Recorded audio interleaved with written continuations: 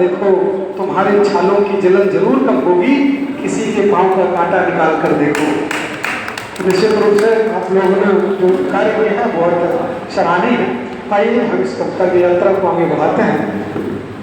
विदर्भ के रहने वाले एक ऐसे शब्द जो आगरा में इस समय रह रहे हैं और आगरा से सीधे यहाँ पर आए हैं, इस जन्मदिन के अवसर पर आप शामिल हुए हैं। निश्चित रूप से आप इस बधाई के पात्र हैं कि इतनी लंबी यात्रा करते आप आए। ये कविता के प्रति आपका प्रेम है कि आप यहाँ तक आए इस कार्यक्रम का हिस्सा बनने के लिए। तो मैं आपको ज़्यादा विलंब नहीं करूँगा, आपको वापस ले जाना हो सकता है। हालांकि रुकने की व्यवस्था भी यहाँ पर है, ऐसा मुझे पता है, लेकिन आप फिर अपना जैसा चाहें। तो इसी क्रम में मैं आदरणीय अतुल दुबे जी को निवेदन करता हूँ कि वो आए और अपनी कविता पाठ करें। आप लोग तालियां बजाकर अपना अभिनंदन कीजिए।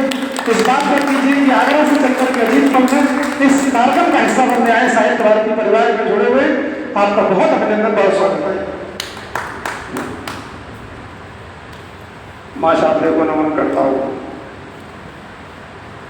महेश पुत्र गणपत जी को सादर प्रणाम करता हूँ। कुछ पंक्तियाँ मंजा सिंह को सौंपता हूँ। इस मंदिर में पधारे हमारे मेहमान, इस मंदिर में पधारे हमारे मेहमान, ये देव पर हो रहे हम परेशान।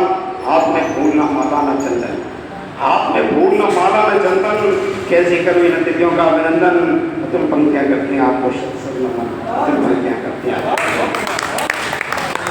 आदरणीय कैलाश त्रिपाठी, इनके जन्मदिन की बहुत बहुत शुभकामनाएं। इनको पंक्तियाँ देता हूँ। पंख लगे इनमें से, पंख लगे इनमें से कि नभ से ऊपर उड़ जाए, अनिश्चित और असंभव को सजा जीत कर ले आए और अय्या का सम्मान बढ़ाए।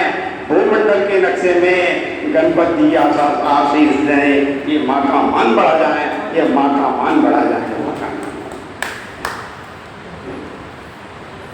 सबसे पहले इस कार्यक्रम के संयोजक उनको मैं बहुत बहुत धन्यवाद देता हूँ, उन्होंने ये सही समय पर सूचना दी और मैं यहाँ हुआ। सर के लिए आज जन्मदिन है और मेरे लिए एक आज पुनर्जन्मदिन है, क्योंकि आज मुझे ऐसे पावन भूमि में कविता पढ़ने का अवसर मिल रहा है जो मेरी जन्मभूमि है। मैं अजीतपुर में पैदा हुआ, प्राथमिक शिक्षा यहाँ पर ग्रहण की, इंटर कॉलेज में पढ़ा और जो है डिग्री कॉलेज में पढ़ के फिर मैं भारतीय वायुसेना में चला गया। तो उसके बाद जो मेरी बहुत पुनर्जन्म है जो मुझे यहाँ कविता पढ़ने का सौभाग्य मिला है। तो आगे की कविता पढ़ने का मैं अनुमति चाहता हूँ एक वजह से। सर मैं हाथ से पढ़ता हूँ, इसलिए मेरी कविता में कोई दिमाग लगाने की आवश्यकता नहीं है। बड़े बड़े कवि आएंगे जिनके लिए आपको बहुत दिमाग लगाना पड़ेगा, क्योंकि जब लिखने वाले के पास ही नहीं है तो आगे लगाने की जरूरत ही नहीं है। सर क्या हुआ सर, कुछ दिन था हमारे मोहल्ले में हुआ कि एक रामलीला का आयोजन कर लिया जाए। उस समय कलाकारों का अभाव था, कलाकार मिले नहीं और रामलीला में सबसे बड़ा कार्यक्रम धनुष वन का होता है और उस धनुष वन में सबसे बड़ा कार्यक्रम होता है परशुराम लक्ष्मण सम्मान। अब ऑफ सीजन चल रहा था, हमारे यहाँ नेताजी थे वो फ्री थे, बोले एक काम करते हैं, अच्छे पर्सनालिटी के थे नेताजी तो हल्के फुल्के होंगे नहीं, बोले एक काम करते हैं परशुराम का रोल हम ले लेते हैं। परशुराम का रोल मिल गया। अब उनकी टक्कर का लक्ष्मण चाहिए। हमारे अध्यक्ष जी थे, हमने रिक्वेस्ट करी सर कोई लक्ष्मण ढूंढ के दे दो, काफी कलाकार सर की जानकारी में कोई नहीं मिले तो सर ने बोला नहीं जूनियर में वकील भेज देता हूँ, वही लक्ष्मण का पाठ कर देगा। तो हमें नेताजी और एक वकील साहब जब परशुरामी करेंगे, लक्ष्मण परशुराम में सम्मान होगा तो किस तरह का सम्मान होगा आपके सामने प्रस्तुत करता हूं। भ्रष्टाचार में लिप्त देव नेता झाला राम, भ्रष्टाचार में लिप्त देव नेता झाला राम, रामलीला में मिल गया परशुराम का काम। भ्रष्टाचार में लिप्त थे नेता झाला राम और रामलीला में मिल गया परशुराम का नाम। आदत उनकी पड़ी हुई थी रही ना अब तक छूट, आदत उनकी पड़ी हुई थी रही ना अब तक छूट, मिथिला नगरी में जा पहुंचे धनुष गया जब टूट। आदत उनकी पड़ी हुई थी रही ना अब तक छूट, मिथिला नगरी में जा पहुंचे धनुष गया जब टूट। दर्शन होते भंग धनुष के, दर्शन होते भंग धनुष के, मुनि क्रोध में आए। दर्शन होते भंग धनुष के, मुनि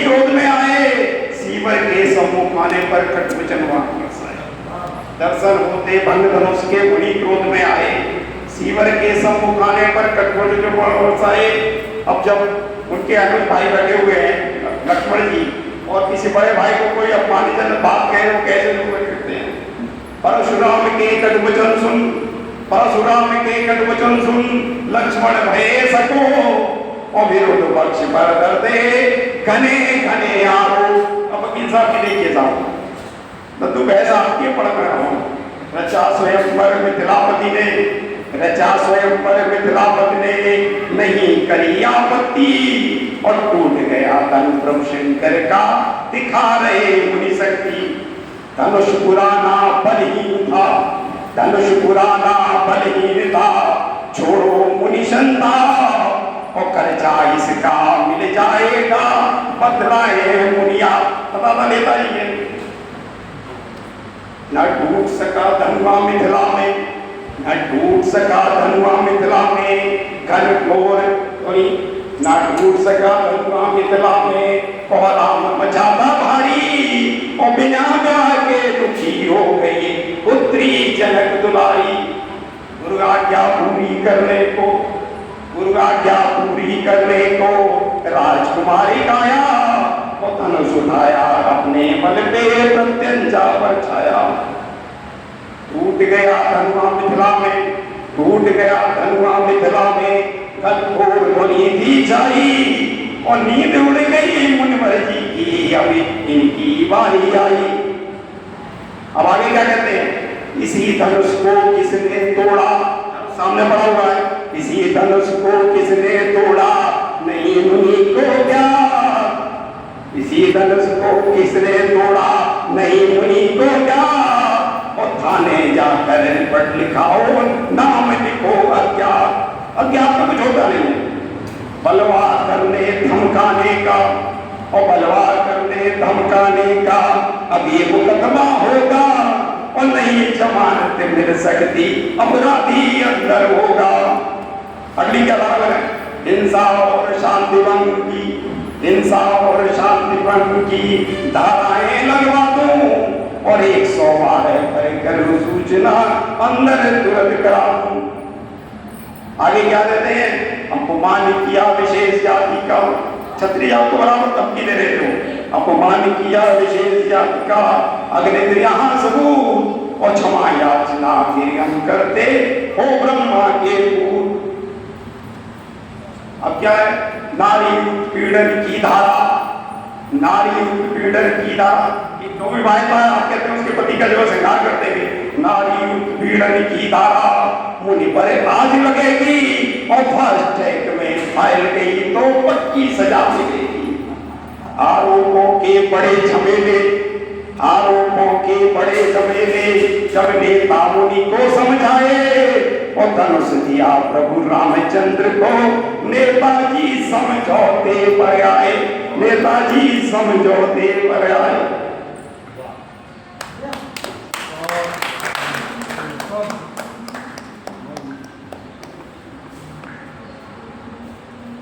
वह शानदार कविता निश्चित रूप से हमारा सनातन धर्म, हमारा हिंदू धर्म कितना कोमल है, कितना अच्छा है कि आप इसके कई पात्रों पर व्यंग्यात्मक कार्य कर सकते हैं। कोई आरोप नहीं है, किसी भी प्रकार का कोई लालच नहीं लगेगा, कोई विरोध नहीं होगा। यही हमारे धर्म की खूबसूरती है कि आप किसी भी पात्र पर कोई भी पॉइंट उठाकर कभी बात कर सकते हैं। ये केवल सनातन धर्म में ही संभव है, अन्यथा दूसरे धर्मों में तो विशेष स्थितियाँ आ जाती हैं। आइए मैं क्रम को बदलता हूँ और क्रम को एक दूसरी धारा की ओर मोड़ता हूँ, जहाँ पर हमारे बीच में एक बहुत अच्छे गीतकार के रूप में जिन्होंने नाम कुछ ही समय में किया है, इनका नाम होता है योगेश दीक्षित जी। उनसे निवेदन करता हूँ कि आए, और कहीं सूरज दादा की मुझे 4 मूर्तियाँ याद आती हैं, कोई गीत कहाँ गाता है, गीत अधर का क्या नाता है, जिसका जितना दर्द अधिक है वो इतना मीठा गाता है। एक बार तालियां बजाइए और योगेश जी।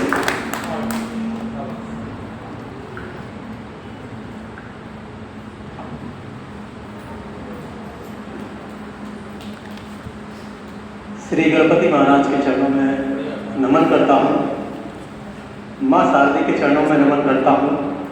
आप सबकी उपस्थिति को प्रणाम करता हूँ।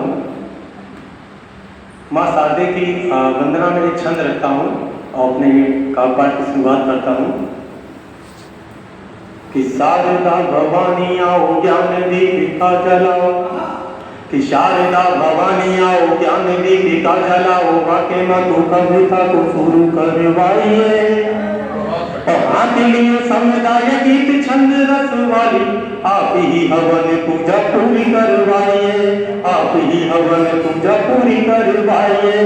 कि स्वान पे सवार होके मातु देव पाली, अब करिए न देर आके बीच में विराजिए। और पूजा वंदना में हो जो भूल कोई भूल बस, मातु भूल मान कर भूल को विचारिए, मातु भूल मान कर भूल को विचारिए। एक छंद और रखता हूँ माती वंदना में कि तुम्ही ने थमाई हाथ लेकिन ये मातु मेरी लिखा जो भी टूटा टूटा आप ये स्वीकारिए।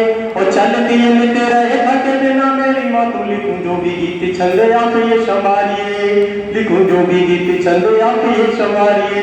कि आप सही गति में सुर डाले अभिनय, आप ही सजाए मातु कांत और काव्य। और कविता काम में अंग धीमा रहे रस रंग, ऐसी मातु कविता में धन को बुलाइए, ऐसी मातु कविता में धन को बुलाइए। श्री गणपति महाराज का दरबार। मेरा मन है कि मैंने एक स्तुति लिखी थी काफी पहले बोले, मेरा मन है वही आप लोगों के बीच में रखने का कि पधारो मम आंगन है प्रथम, पधारो मम आंगन है प्रथम, पधारो मम आंगन है प्रथम, पधारो मम आंगन है प्रथम। विभारे चंद्र है मेरे विनायक, विकट सुनत है गण के नायक, आदि देव है जन सुखदायक, कृपा सिंधु मंगल के दायक। कियाए अंग करिए प्रवेश, पधारो मम आंगन है प्रथम, पधारो मम आंगन है प्रथम, पधारो मम आंगन है प्रथम।